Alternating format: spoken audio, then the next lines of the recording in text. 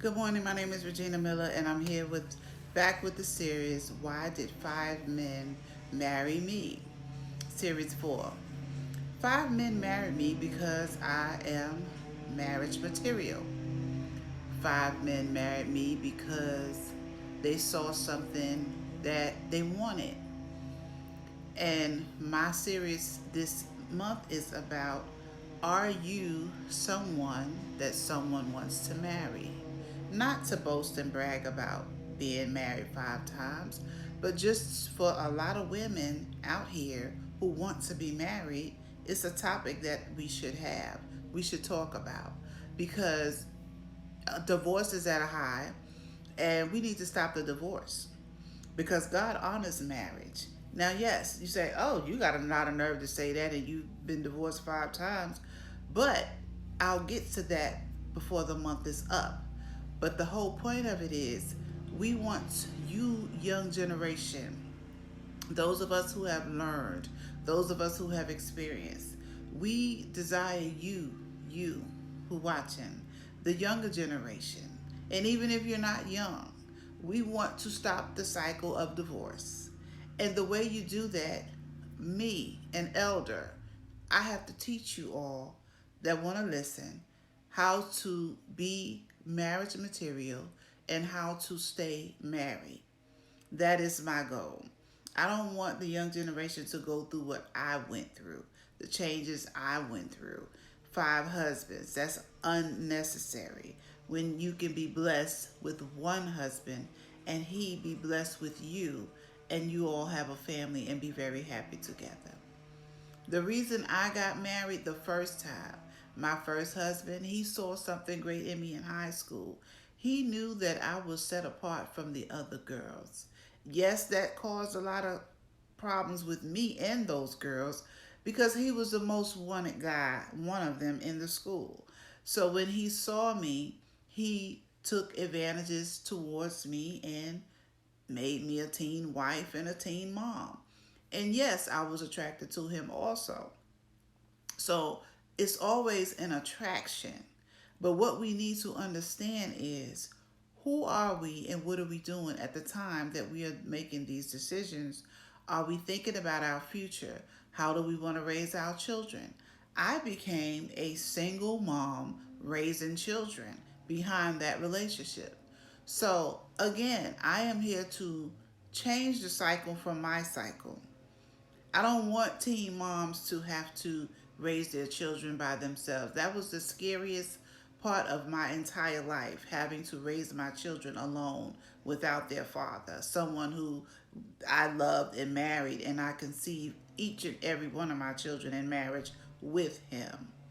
The reasons I don't have any more children than I had with him, because I was afraid to have children with someone else, because I felt like, well, if I'm married and my husband leaves me and I done had all of his children, 3 together with him, we even buried a child at the age of 2 years old. We went through so much together, and I just couldn't believe that something else was more important to him than us. So that led me to shut that whole system down, the birthing system, whereas I never was or wanted to have a child again with another man. The first one had done it for me. It's like, you burn me once, you won't burn me twice. I knew I would never go through that with another man, having to have someone's children and then have to worry about, will they help me raise the children. So, long story short, on that matter, I want my younger sisters, my older sisters, whoever wants to take the information, to stay married one time. We have to understand who we're marrying and who you are. See, I was someone and still am someone who men just want to marry me because I am marriage material. So the thing is, are you marriage material? Are you a woman that cleans your home? Are you a woman that, value things? Do you have morals? Do you have plans? I was a woman who had plans all the time. I planned everything out. A, B, C, D, E, F, G. Plans was my go to. I had to have a plan. I always took care of myself. I always cared about how I look, whether I'm going to the grocery store or just walking around the house, because my mom and my elders taught me that. You know, you are who you become. And I knew I wanted to become a certain type of woman, so I started acting as such, even when I wasn't. So, we all women, and I'll say this in every series, we all women, we want the boss man. We want the man with the money. I suggest that you build yourself up to where you can be the boss lady and you have some money, because that's how you attract a man with money. You need to have some money. Now, a lot of times I attracted men who wasn't as rich or wasn't as fortunate as I was back in my day. Um, but it's okay, because tall, dark, and handsome don't have no dollar sign to it. It's just tall, dark, and handsome. You get what I'm saying? If you know what I'm saying, you're getting my drift. So it's not always about the money, but it's about a lot of women. The statistics, the stereotype is, you know, most women want a man that can provide.